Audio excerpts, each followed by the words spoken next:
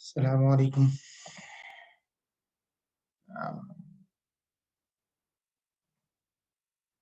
मैं ही हूँ अकेला अभी तक। स्टूडेंट्स कनेक्ट हो जाए।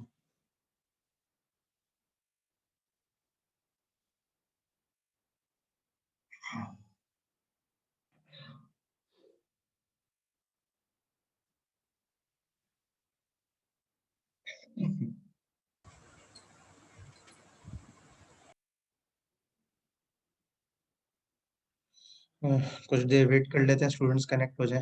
अभी तो खाली दो ही कनेक्ट हुए हैं। एक आप, सवेरा और सुमैया कनेक्ट हुए सिर्फ।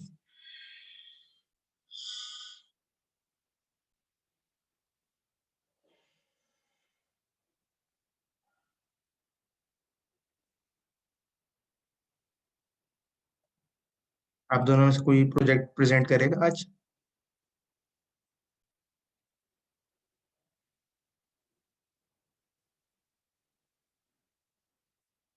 सुमैया तो नहीं कर रही, आप भी नहीं कर रही। हम्म। साथ। तुम प्रोजेक्ट आज प्रेजेंट करोगे साथ? आज कौन प्रेजेंट करेगा? या तो फिर मैं, क्योंकि मैंने इसलिए इस चीज को आप लोग ऑन पे रखा कि जिसका प्रोजेक्ट पहले से तैयार है वो प्रेजेंट कर दे, ताकि दूसरे स्टूडेंट्स को चांस मिल जाए 2-3 वीक्स में हम इसको फाइनलाइज कर दें, ताकि आप लोगों के ग्रेड्स फाइनल हो जाएं सेशनल के एटलीस्ट। नेक्स्ट वीक करोगे? ठीक है। स्टूडेंट्स ही कम कनेक्ट हैं अभी, तो आज तो वही प्रेजेंटेशंस के ही करना है,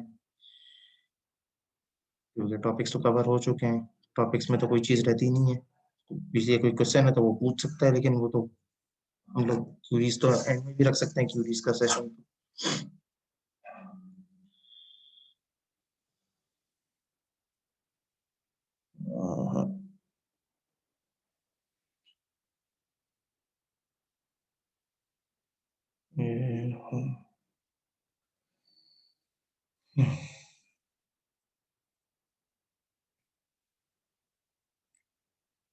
अरे, 5 मिनट वेट कर लेते हैं ताकि बाकी स्टूडेंट्स भी कनेक्ट हो जाए। कुछ कोई प्रेजेंट करेगा तो प्रेजेंट कर दे, वरना जो टॉपिक्स तो है नहीं। मैं जो विंडोज फॉर्म एप्लीकेशन का एक छोटा डेमो वगैरह बना के दिखा देता हूँ, या तो वो भी मैं देख लेता हूँ।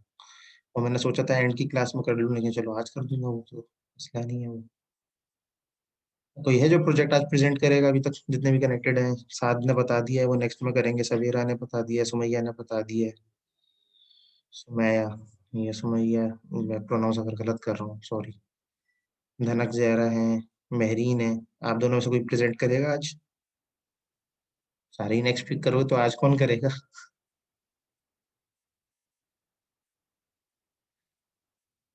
मैंने लास्ट टाइम अनाउंस इसलिए कर दिया था पहले से, एक week पहले, कि आप लोग प्रिपेयर हो जाए, कि एटलीस्ट 2-3 3-4 ग्रुप्स तो हों जो प्रेजेंट कर दें आज, फाइनलाइज कर लें उनके मार्क्स को।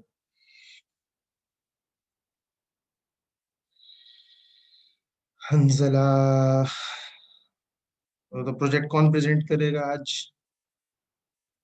अ, तकरीबन तो नेक्स्ट वीक कर रहे हैं, फिर आज क्या करें?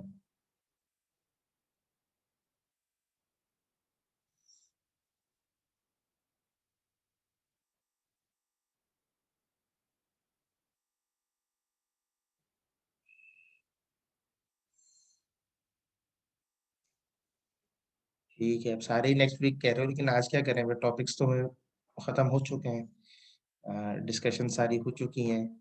चलो मैं विंडोज फॉर्म एप्लीकेशन का एक डेमो दिखा दूंगा, 2 डेमो दिखा दूंगा। रिमेनिंग टाइम ये ऐसे नहीं हो सकती, रेगुलर क्लासेस हैं तो उनका क्या, ऐसा तो नहीं होता छुट्टी दे दो। वाह।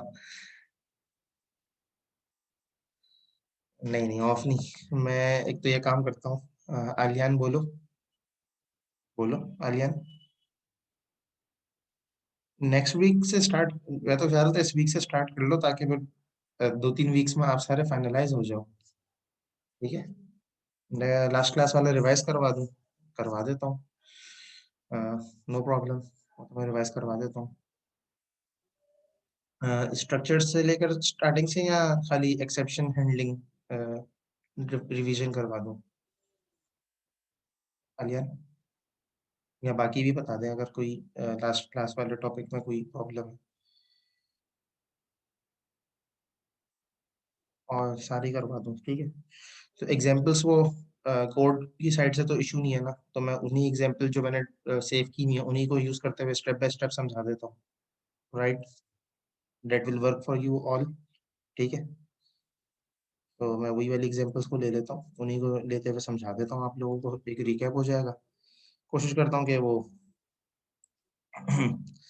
वो भी कर लूँ, क्या कहते हैं, विंडोज फॉर्म एप्लीकेशन के भी एक छोटा सा डेमो वगैरह करके दिखा देता हूँ आप लोगों को, थोड़ा सा आइडिया उसका भी हो जाए आप लोगों को। वैसे तो विंडोज फॉर्म एप्लीकेशन डेवलपमेंट आप लोग आगे भी कर सकते हो या ऑन पे भी सीख सकते हो, कोई डिफरेंट चीज नहीं है वो, बस रिप्रेजेंटेशन का फर्क है। जैसे इसमें हम कंसोल पे रिप्रेजेंट करते हैं, वहां पे हम लोग रिप्रेजेंटेशन के लिए सिंपली उसको यूज कर लेते हैं, जीयूआई को यूज कर लेते हैं, बस ये इतना सा फर्क है, इससे ज्यादा कोई फर्क नहीं है। हम्म, अच्छा जी। लास्ट टाइम जब हमने शुरू किया था, अच्छा मैं थोड़ा सा स्लो स्लो बोलूंगा क्योंकि मेरे 2-3 दिन से तबीयत खराब थी। आज थोड़ी अल्लाह का शुक्र है बेहतर है, तो इसलिए थोड़ा आहिस्ता आहिस्ता ही बोल रहा हूँ, तो गले में ताकि ज्यादा जोर ना आए, बट खांसी शुरू हो जाती है।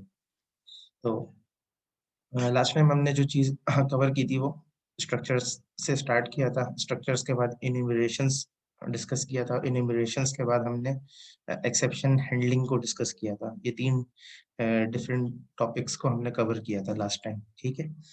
तो स्ट्रक्चर्स के बारे में मैंने ये कहा था जब स्ट्रक्चर्स को मैंने पढ़ाया था कि structures are similar to classes, लेकिन जो क्लासेस होती हैं जब हम उनको यूज करते हैं या अपने प्रोग्राम्स के अंदर यूज करना चाहते हैं, तो उसकी जो कॉलिंग मैकेनिज्म जो है या उसका यूटिलाइजेशन मैकेनिज्म जो है, वो बेसिकली रेफरेंस टाइप होता है। रेफरेंस टाइप कैसे होता है कि हम हमेशा क्लास का एक ऑब्जेक्ट बनाते हैं और उस ऑब्जेक्ट को रेफर करते हुए बेसिकली उस क्लास की मेथड्स को यूटिलाइज करते हैं, ठीक। जबकि ऑब्जेक्ट ओरिएंटेड के अलावा भी, ये ऑब्जेक्ट ओरिएंटेड स्पेसिफिक नहीं है, स्ट्रक्चर्स आप सी लैंग्वेज के अंदर भी बना सकते हो, स्ट्रक्चर्स आप सी प्लस प्लस पे भी बना सकते हो, ऐसी लैंग्वेजेस भी बना सकते हो जो ऑब्जेक्ट ओरिएंटेड सपोर्ट नहीं करती। सी प्लस प्लस तो ऑब्जेक्ट ओरिएंटेड सपोर्ट करती है, सी नहीं करती है अलबत्ता, ये सी नॉन ऑब्जेक्ट ओरिएंटेड लैंग्वेज है, प्रोसीजरल लैंग्वेज है कह लें आप। तो स्ट्रक्चर्स वहाँ पे हेल्पफुल होते हैं जहाँ पे आप बेसिकली वैल्यू टाइप की बेस के ऊपर कॉलिंग करना चाहते हैं instead of reference type. Value type का मतलब क्या है कि जिस तरह हम क्लासेस के अंदर क्या कर रहे हैं होते हैं कि हम क्लास का ऑब्जेक्ट बना के उसको एज ए रेफरेंस यूज कर रहे होते हैं, स्ट्रक्चर के अंदर हम अ, बजाय इसके कि हम उसका ऑब्जेक्ट बना के क्लास का ऑब्जेक्ट बना के उसको यूटिलाइज करें, हम डायरेक्ट जो भी डाटा होता है उस डाटा को ही डायरेक्ट यूज कर लेते हैं, ठीक है, एज अ वैल्यू को ही डायरेक्ट एक्सेस कर लेते हैं बाय यूजिंग स्ट्रक्चर्स, ठीक है। तो क्लास की जो रेफरेंस वाली चीज है उसकी नीड फिर उस जगह नहीं रहती। इसका मतलब हरगिज ये नहीं है कि हम स्ट्रक्चर्स यूजफुल हैं या फिर क्लासेस यूजफुल हैं या हम छोड़ दें दोनों को। दोनों के अपने साइड अपनी बेनिफिट्स हैं, जैसे ऐसी प्रोग्रामिंग लैंग्वेजेस जहाँ पे आप रेफरेंस टाइप्स को यूज नहीं कर सकते, वहां पे आप स्ट्रक्चर्स को यूज करते हुए क्लासेस टाइप की रेफरेंस सॉर्ट ऑफ फंक्शनैलिटीज को बिल्ड कर सकते हैं, ठीक। जैसे मैंने एग्जांपल दी सी की, ठीक है। तो यहाँ पे हमने एक जो एग्जांपल ली थी लास्ट टाइम, हमने एक बुक की एग्जांपल को लिया था कि बुक के अंदर बुक का ऑथर बेसिकली है, ठीक है। और बुक का टाइटल होगा कोई ना कोई, और कॉपीराइट ईयर हमने एक इंटीजर रखा था कि कौन से ईयर में बेसिकली वो बुक पब्लिश हुई, ठीक है। तो एक हमने उसका सिंपल कंस्ट्रक्टर बना लिया था, ठीक है, स्ट्रक्चर का, ठीक है। और उसमें हमने क्या किया था, क्या जो भी स्ट्रिंग की वैल्यू थी, मतलब उसके पैरामीटर्स रख दिए, स्ट्रिंग ए, स्ट्रिंग टी और स्ट्रिंग सी, और जो भी ऑथर, टाइटल और कॉपीराइट थे उनकी वैल्यूज जो भी आएगी वो सेट हो जाएंगी, यानी जो एबीसी की वैल्यू आएगी वो ऑटोमेटिकली ऑथर की वैल्यू सेट हो जाएगी, ठीक। तो यहाँ पे फिर हमने मेन मेथड बनाया और उसमें हमने जो बुक का स्ट्रक्चर था, ठीक है, उसको यूज किया। उसको यूज करते हुए डायरेक्ट उसको उसके कंस्ट्रक्टर को वैल्यू पास कर दी, ठीक है। जैसे सिराज मुनी ऑथर नेम हो गया, इंट्रोडक्शन टू कंप्यूटिंग बुक का नाम हो गया, टाइटल हो गया, और 2020 बेसिकली आपका इंटीजर ईयर हो गया, ठीक। फिर हमने एक और स्ट्रक्ट बनाया, या एक और इसका एक और रेफरेंस बनाया, रेफरेंस नहीं कहेंगे इसको, एक और इसकी कह लें आप कॉपी बनाई या ऑब्जेक्ट बनाया, और उसमें हमने कोई भी वैल्यू पास नहीं करी। यहाँ पे दिखाने का मकसद इस एग्जाम्पल को ये था कि चाहे तो हम डायरेक्ट एज अ कंस्ट्रक्टर जैसे हम इसको यूज कर रहे हैं वैसे भी कर सकते हैं, और चाहे तो हम जैसे हम क्लास में करते हैं कि डॉट करके वैल्यू सेट कर देते हैं, जैसे book dot title, book dot जैसा क्लास में हम रेफरेंस के तौर पर से कॉल कर रहे होते हैं, तो स्ट्रक्चर को भी हम वैसे ही यूटिलाइज कर सकते हैं। तो बेसिकली यहाँ पे इस लाइन या सेकंड जो ऑब्जेक्ट बनाया है उसका ये पर्पस था। तो यहाँ पे फर्स्ट में तो हमने बुक ही नाम रखा था, तो book dot title by author, book dot author और बुक डॉट कॉपीराइट ईयर आ गया। इसके बाद if book dot title equals to null, जो कि हमने क्योंकि कुछ भी सेट नहीं किया तो नल ही होगा, ठीक है। तो एक लाइन प्रिंट करवा दी हमने, book two title is null, और फिर book two dot title title set करा दिया, book two dot author author set करा दिया, book two dot copyright year set करवा दिया, और उनको प्रिंट करवा दिया। तो जिस तरीके से हम एक क्लास को यूज करते हैं उसी तरीके से यहाँ पे हमने स्ट्रक्चर को यूज कर दिया। फर्क सिर्फ इतना सा है, यहाँ पे हमने डायरेक्ट वैल्यूज के साथ प्ले किया है, क्लास में हम रेफरेंस के साथ प्ले करते हैं। रेफरेंस का मतलब हम मेथड्स वगैरह बना रहे होते हैं, और मेथड्स वगैरह को यूटिलाइज करते हुए ये काम कर रहे होते हैं। एंड में उसका भी रिजल्ट होता है, हम एक ऑब्जेक्ट बना के उसको यूज कर रहे होते हैं, ठीक है। तो ये बेसिक कह लें आप एक चीज है, दोनों तरीके से ये काम हो सकता है, चाहे आप एक स्ट्रक्चर बना लें, चाहे आप क्लास के रेफरेंसेस के थ्रू यूज करें। लेकिन ऑब्जेक्ट ओरिएंटेड वर्ल्ड के अंदर क्लासेस को प्रेफरेंस दी जाती है, और क्लासेस के थ्रू इम्प्लीमेंटेशन को प्रेफरेंस दी जाएगी। लेकिन अगर कहीं रिक्वायरमेंट है स्ट्रक्चर्स को यूज करने की, तो वहां पे आप स्ट्रक्चर्स को यूज करेंगे, ठीक है। तो इसका आउटपुट भी यही था जो एक्सपेक्टेड था, ठीक है। इंट्रोडक्शन टू कंप्यूटिंग, ठीक है, और book two now contains introduction by Ali और एंड सो ऑन।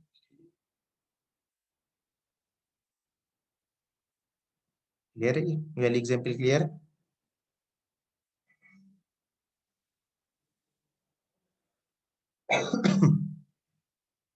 अच्छा, इसके बाद हमने अच्छा आयशा, आपने ईमेल का पूछा, तो गूगल क्लासरूम पे जाओगी, जब पीपल में जाओगी ना, तो उसमें टीचर का टॉप पे आ रहा होता है, उसके राइट हैंड साइड पे सेंड ईमेल का ऑप्शन होता है, वहां से आप मुझे ईमेल सेंड कर सकती हो, ठीक है। जो भी डिस्कशन करनी है तो आप उस पर डिस्कशन कर लेना, ठीक है। अच्छा,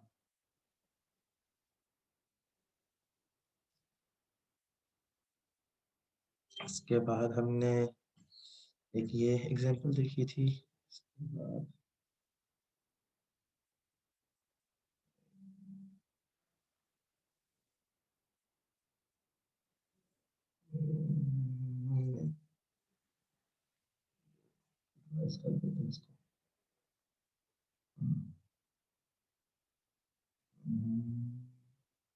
इसका इन्यूमरेशंस,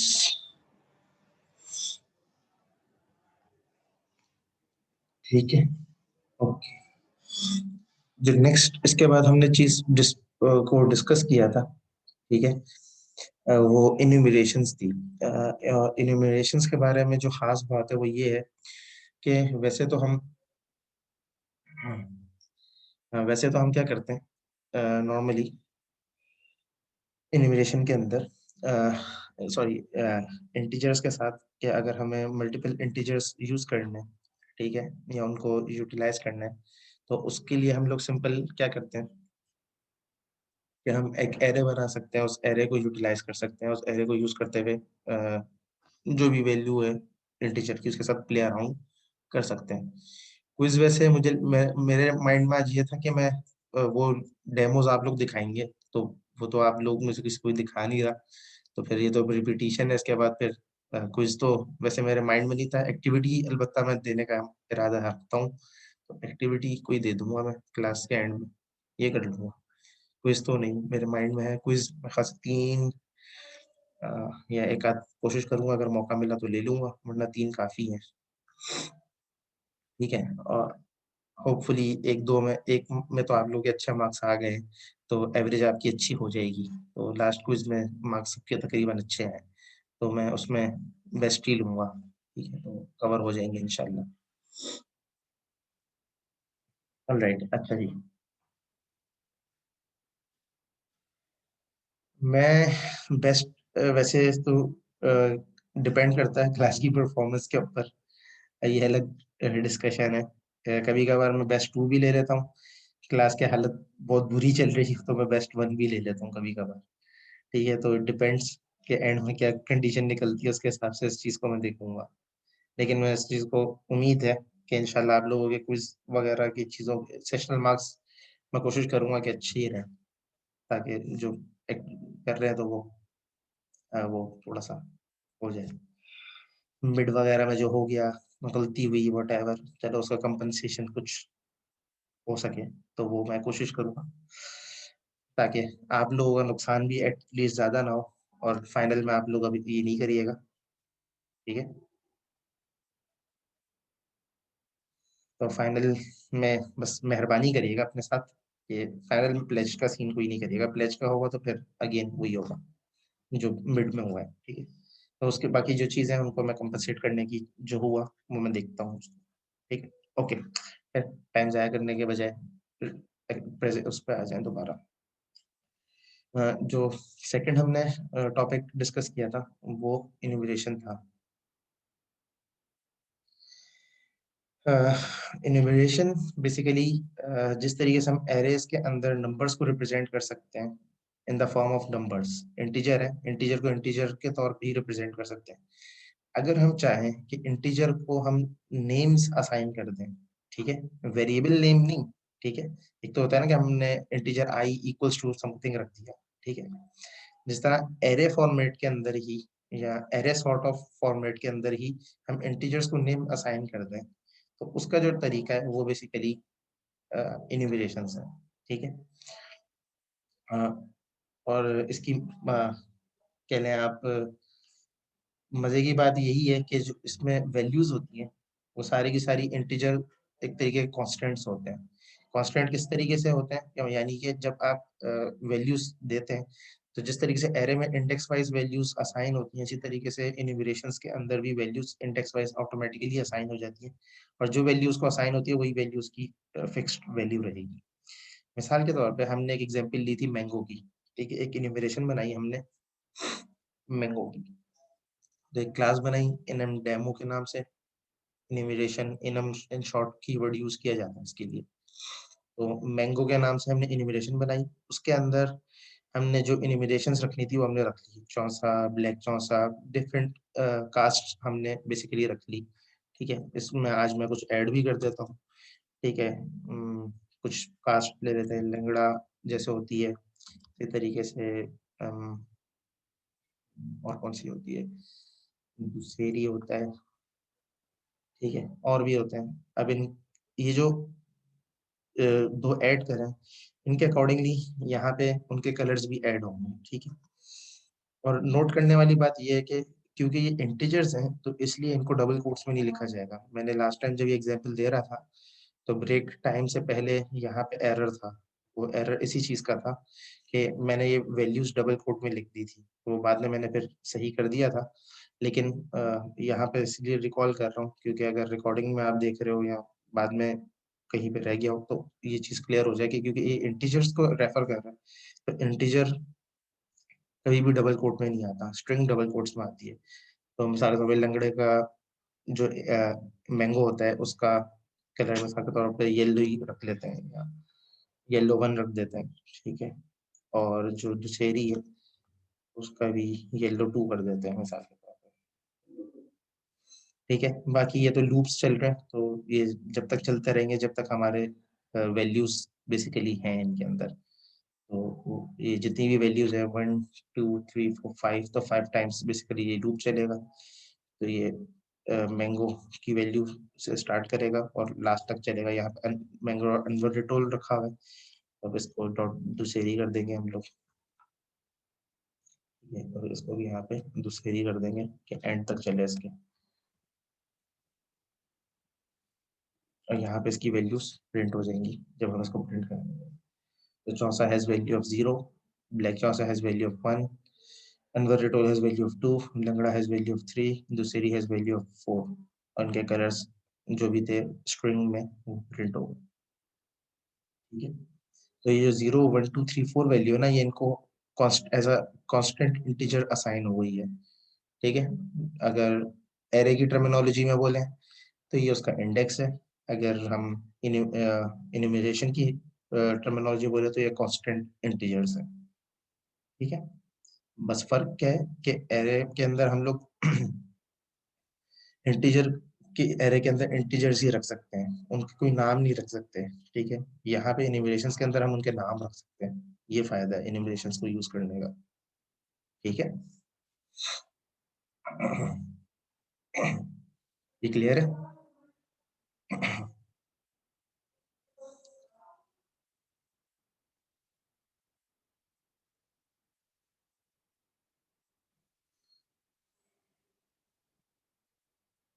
अच्छा जी, इसके अलावा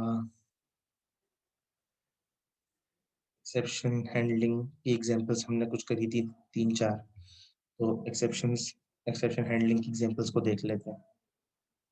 ठीक, एक्सेप्शन हैंडलिंग होती क्या है वो एक दफ़ा रिकॉल कर देता हूँ। एक्सेप्शन हैंडलिंग बेसिकली ये है, एक्सेप्शन हैंडलिंग का फायदा या टारगेट ये होता है कि आपके जो कोड है उसकी एग्जीक्यूशन का फ्लो स्मूथ हो जाए।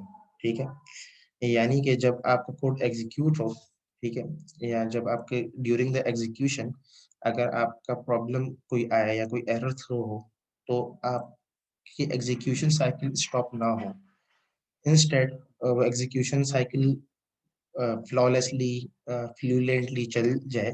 ठीक है, और जो भी एरर्स वगैरह है वो एंड में आपको एक मैसेज या प्रॉम्प्ट आ जाए या मैसेजेस आ जाए, उससे आपको इंडिकेशन मिल जाए कि मिसाल के तौर पे इतने या इस लाइन पे ये एरर है, या इस मेथड में मिसाल के तौर पे ये एरर है। तो एक्सेप्शन हैंडलिंग का ये काम होता है कि आपके कोड क्या है, फ्लो को, आपकी एग्जीक्यूशन फ्लो को स्मूथ करना। ठीक है, तो जो बेसिक स्टेटमेंट्स इसके लिए यूज होती हैं, फुट ट्राई है, कैच है, थ्रो है, और फाइनली है।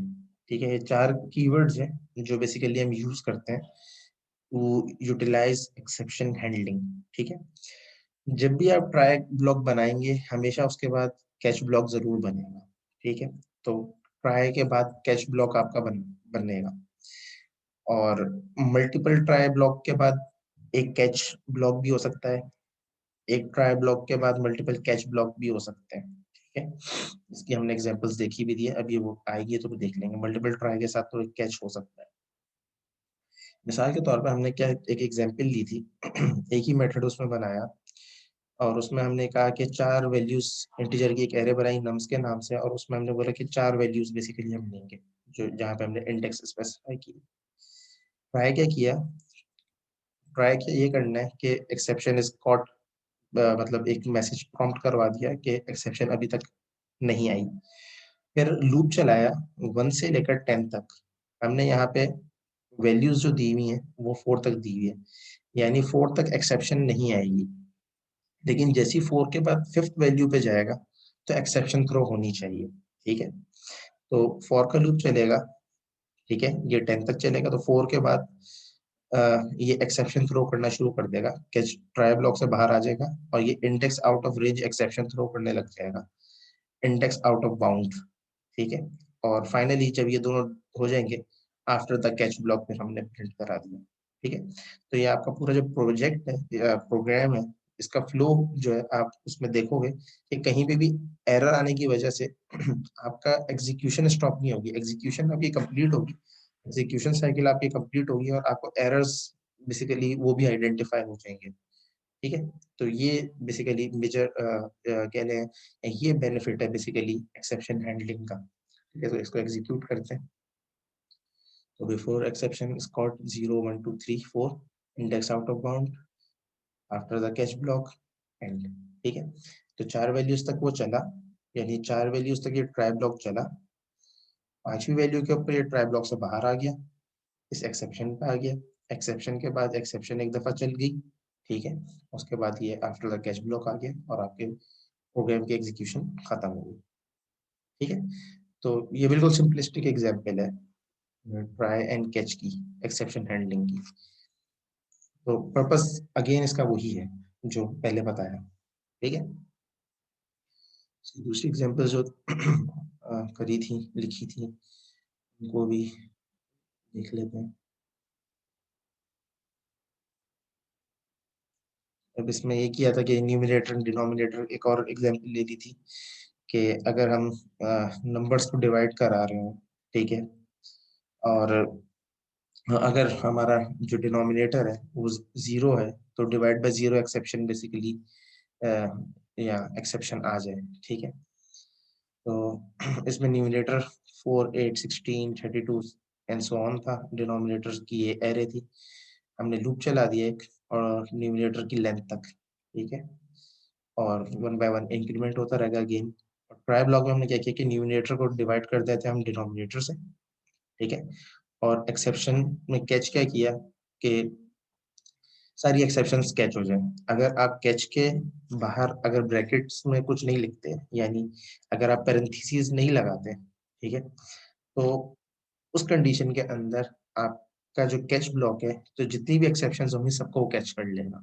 ठीक है, अगर आप कोई स्पेसिफिक एक्सेप्शन कैच करना चाहते हैं, तो वो आप स्पेसिफिक एक्सेप्शन यहाँ पे लिखेंगे। मिसाल के तौर पर डिवाइड बाय जीरो एक्सेप्शन है, ठीक है, या कोई और एक्सेप्शन है, इस तरीके से। ठीक है,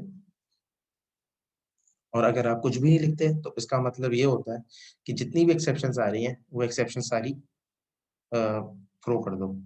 ठीक है, तो यहाँ पे तो क्योंकि एक्सेप्शन एक ही आएगी, क्योंकि जब ये जीरो से डिवाइड होगा और ये यहाँ पे जीरो से डिवाइड होगा तो एक्सेप्शन आएगी। ठीक है, तो एनी एक्सेप्शन इज थ्रोन, ये बेसिकली प्रिंट होगा। अदरवाइज जो वैल्यूज डिविजिबल होंगी वो डिवाइड होती रहेंगी। Like 4 divide by 2 is 2, 8 divide by 0 नहीं होगा, 16 divide by 4 is 16 divide by 4 is 8। ठीक है, अगर 2 से डिविजिबल इन दोनों कैंसिल कर रहे हैं, 4 आएगा, सॉरी, अगर 4 से कैंसिल कर दे, 4 1 4 4 जा, और 22 और 4 भी हो जाएगा इसी तरीके से, 16 आएगा इसका अगर 2 से कर रहे हैं, अगर 4 से कर रहे हैं तो जो भी आएगा। इसी तरीके से 64 नहीं होगा, 128 हो जाएगा, और 256 और 512 ये दोनों भी डिविजिबल नहीं होंगे क्योंकि इसके इनके लिए डिनोमिनेटर आपने दिए ही नहीं। ठीक है, तो इस वजह से वहां तक आपका फ्लो एक्सेप्शन थ्रो होगी। लेकिन अगेन आपका प्रोग्राम जो है उसकी वो उसका एग्जीक्यूशन की साइकिल अभी भी आप देख लें, ब्रेक नहीं होगी। एक्सेप्शन हैंडलिंग का ये फायदा है सबसे बड़ा, अगर हम ये देख लें। तो 4 divided by 2 is 2, 16 divided by 4 is 4, 32 divided by 4 is 8, 128 is 816, और एनी एक्सेप्शन थ्रोन, जो भी एक्सेप्शन, कोई भी एक्सेप्शन उसके लिए थ्रो हो रही है, तो सारी एक्सेप्शंस को वो कैच कर रहे हैं। एक्सेप्शंस डिफरेंट टाइप की हैं, इंडेक्स आउट ऑफ बाउंड की होती है, और डिवाइड बाय जीरो है, बहुत सारी और एक्सेप्शंस भी हैं। ठीक है, फाइल एंडेड फाइल्स की एक्सेप्शन भी होती हैं। डिफरेंट एक्सेप्शंस हैं जिनके डिफरेंट यूजेजेस हैं। लेकिन अगर आप कंफ्यूज हैं कि कौन सी एक्सेप्शन यूज करो, तो आप सिंपल ट्राई कैच डायरेक्ट भी यूज कर सकते हैं। ठीक है, क्लियर है?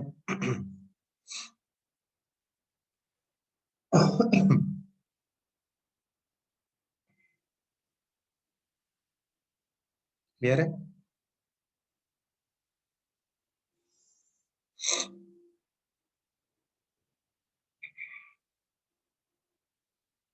इसी तरीके से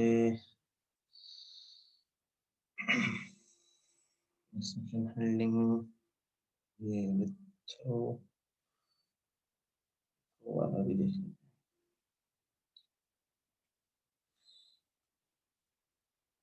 थ्रो के साथ भी एग्जांपल हमने देखी थी। ठीक है, अगेन वही वाली बात है कि डिफरेंट तरीके हैं एक्सेप्शन हैंडलिंग को भी यूज करने के। ठीक है, तो आप थ्रो के साथ यूज कर लें, आप डायरेक्ट ट्राई कैच के साथ यूज कर लें, आप मल्टीपल ट्राइज एंड कैच के साथ यूज कर लें, इट डिपेंड्स ऑन यू। ठीक है, कि आप उसको कैसे यूटिलाइज करते हैं। आपकी मर्जी है, आप थ्रो नहीं यूज करना चाहते हैं तो कोई जबरदस्ती नहीं है कि आप थ्रो का कीवर्ड यूज ही करें तो एक्सेप्शन हैंडलिंग कहलाएगी, अदरवाइज एक्सेप्शन हैंडलिंग नहीं कहलाएगी। अगर स्पेसिफाई किया हुआ है कहीं पे, ठीक है, तो वहां पे आपको ऑब्वियसली उसको यूज करना पड़ेगा। ठीक है, अगर स्पेसिफाई नहीं है तो आपको थ्रो कीवर्ड को यूज करने की लाजमी कोई जरूरत नहीं है कि आप थ्रो कीवर्ड को यूज करें। ठीक है, मिसाल के तौर पे यहाँ पे हमने क्या किया, ट्राई किया, ठीक है, क्या किया बिफोर थ्रो, और एक सिंपल एक्सेप्शन खुद थ्रो करवा दी। ठीक है, थ्रो का फायदा ये है कि कहीं पे भी कोई भी एक्सेप्शन आप अगर पॉपअप करवाना चाहें या आप एक्सेप्शन शो करना चाहें तो आप थ्रो कीवर्ड के थ्रू यूटिलाइज कर सकते हैं। तो throw new index out of range exception throw कर दी। हालांकि यहाँ पे कोई एरे या कोई चीज नहीं बनाई हुई, लेकिन ये एक्सेप्शन थ्रो करेगा क्योंकि थ्रो का कीवर्ड आपने यूज किया है। ठीक है, इसी तरीके से कैच और index out of range exception और प्रिंट करा दिया एक्सेप्शन कॉट, और ये ट्राई कैच ब्लॉक के बाहर है तो आफ्टर ट्राई कैच ब्लॉक। ठीक है, तो थ्रो कीवर्ड का फायदा क्या है कि जहां पे आप एक्सेप्शन थ्रो खुद कराना चाहते हैं, या मिसाल के तौर पे आप डीबगिंग कर रहे हैं। एक तो डीबगिंग करने का तरीका ये होता है कि आप ब्रेक पॉइंट्स लगा के डीबगिंग करते हैं। ठीक है, जिस तरह ये है, ये चीज ब्रेक पॉइंट कहलाती है। जो मैंने अभी क्लिक किया तो उसका कलर रेड हो गया, ये ब्रेक पॉइंट कहलाता है। एक तो ये तरीका होता है डीबग करने का। दूसरा तरीका ये है कि आप एक्सेप्शंस डाल दें डिफरेंट जगहों पे, और जहाँ पे जिस मेथड के ऊपर इशू आ रहा है वहां पे एक्सेप्शन थ्रो हो जाएगी। तो आपको ऑटोमेटिकली पता चल जाएगा कि कौन सा मेथड है जहाँ पे डाटा सही से पास नहीं हो रहा, तो फिर आप उसको हैंडल कर सकते हैं। डिफरेंट इसकी इम्प्लीकेशंस है, इट डिपेंड्स कि आप उसको कैसे यूटिलाइज करना चाहते हैं। ठीक है, तो ये थ्रो कीवर्ड के साथ थी एग्जांपल जो हमने करी थी। इसी तरीके से हमने फाइनली और मल्टीपल ट्राई ब्लॉक्स के साथ भी हमने ये किया था। ठीक है, हम्म, इस पर एरर क्यों आ रहा है? लास्ट टाइम तो ये मेरे ख्याल से जल्दी भी छोड़ गई, मैंने बंद किया था।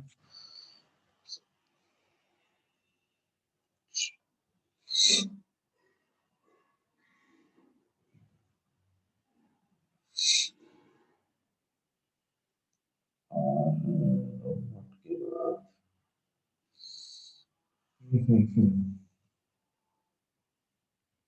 ये है सही, टर्मिनेटर का मसला था, वो सही हो गया। ठीक है, पता नहीं शायद बंद करते हुए शायद हो गया होगा। अच्छा जी, तो इसमें एक फाइनली जो कीवर्ड था उसमें हमने क्या किया था, उसमें हमने ये किया था कि जिस तरीके से हम अगर इसकी एग्जांपल यूं में मैंने दी थी कि जैसे हम इफ एंड एल्स स्टेटमेंट्स को यूज करते हैं। ठीक है, तो इफ एंड एल्स स्टेटमेंट्स को जब हम यूज कर रहे होते हैं, ठीक है, तो हम लोग क्या करते हैं कि हम समटाइम खाली एक सिंगल इफ एंड एल्स को यूज करते हैं, समटाइम हम मल्टीपल इफ एंड एल्स को यूज करते हैं, समटाइम हम इफ एल्स इफ और देन एल्स को यूज करते हैं। तो फाइनली वाला काम भी एक तरीके से एक्सेप्शन हैंडलिंग के अंदर सॉर्ट ऑफ एल्स का काम कर रहा है कि कैच एंड ट्राई ब्लॉक के बाद अगर आप catch and try block execute मतलब चल जाए, उसके बाद फाइनली क्या हो, अगर आप ये कंडीशन भी रखना चाहते हैं तो उसके लिए बेसिकली आप फाइनली या कीवर्ड यूज कर सकते हैं। ठीक है, तो इसकी मेरे ख्याल से तो फाइनली एक्सेप्शन, ये तो एक्सेप्शन जनरेट कर रहा है। ठीक है, जनरेट एक्सेप्शंस, और एक हमने इंटीजर टी ले लिया, एक नम ले लिया, और रिसीविंग व्हाट, और एक फाइनल क्लास बना ली स्टैटिक मेन, इसमें एक लूप चला दिया आई से लेकर 4 तक, आई प्लस प्लस, और finally demo dot gen exception I console dot read line. मैं मेरे ख्याल से मैंने एक और क्लास शायद बनाई थी, वो मुझे लग रहा है या तो मैंने स्विच केसेस बनाए थे वो मिस हो गए हैं, या तो सेफ होते हुए, मे बी शायद मैंने सेफ नहीं किया हो। तो इसमें मैंने स्विच केसेस भी यूज करे थे, तो स्विच केसेस के साथ इस चीज को बेसिकली कंप्लीट किया था। देखता हूँ शायद किसी और नाम से प्रोजेक्ट में सेव ना हो।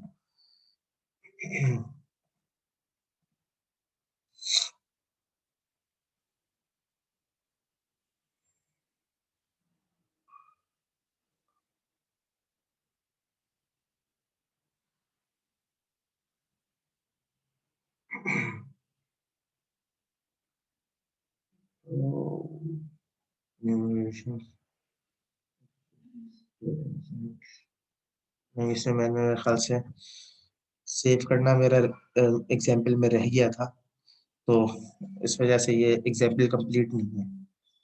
खैर कोई मसला नहीं, मैं इस एग्जाम्पल को कंप्लीट कर देता हूँ जो ये एग्जाम्पल है। ठीक है, फाइनली को हम यूज कर लेते हैं। ठीक है, या तो मैं एक नया प्रोजेक्ट बना लेता हूँ, उसके अंदर कर लेते हैं, इसी में कर लेता हूँ। एक मिनट, इसको स्टार्टिंग से कर लेते हैं। ठीक है। हम्म,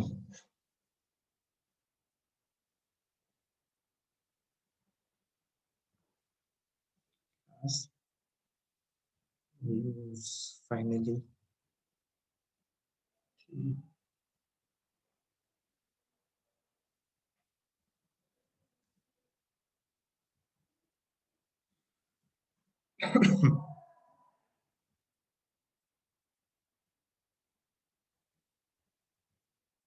an exception, व्हाट इसका वो था, आर्गुमेंट। ठीक है, और इसमें एक इंटीजर टी हमने लिया था, और एक एरे ली थी नम के नाम से। ठीक है, नम, न्यू नम, सॉरी, न्यू इंटीजर, उसकी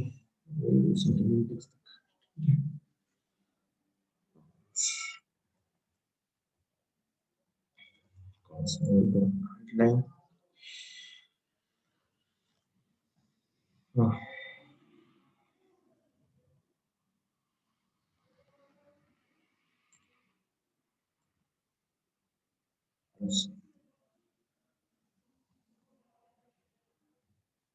ठीक है, ये वर्ड वाला काम हो गया सारा। इसके बाद ट्राई और कैच का ब्लॉक था, वो यहाँ पे मिसिंग है। ठीक है,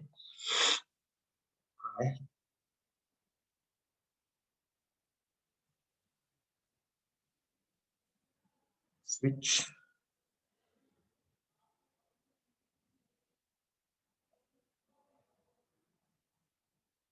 अच्छा यहाँ पे स्विच मैंने जब यूज किया था तो मैंने उस वक्त भी ये बात कही थी कि बुक ने रिकमेंड किया है कि स्विच स्टेटमेंट को यूज करें, वरना यहाँ पे आप स्विच की जगह इफ एल्स को भी यूज कर सकते हैं टू जनरेट नंबर्स या टू चेक डिफरेंट कंडीशंस। ठीक है, जैसे डिफरेंट कंडीशन स्टेटमेंट्स हम यूज करते हैं, तो वो अगेन वो अपनी जगह स्टैंड करता है। ठीक है, तो स्विच को यहाँ पे यूज करने की सिर्फ रीजन ये था कि बुक ने इस प्रैक्टिस को प्रेफर किया, तो मैंने भी इसी वजह से इसको फॉलो किया था।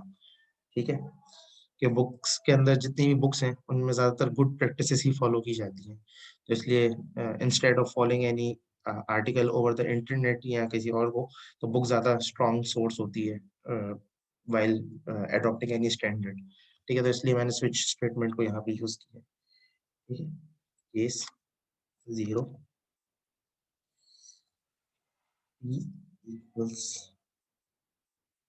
10,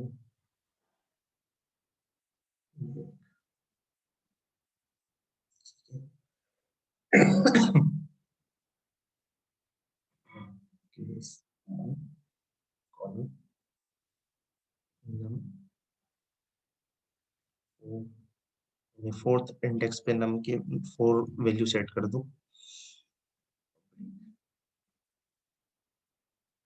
ठीक है, ये 2 केसेस होगा। मेरा सेशन मैं रिस्टार्ट करता हूँ, फिर यहीं से कंटिन्यू कर लेता हूँ। ये सेशन एंड होने वाला है, तो मैं एक दफा रिस्टार्ट कर रहा हूँ, आप लोग सब रिकनेक्ट कर लीजिए।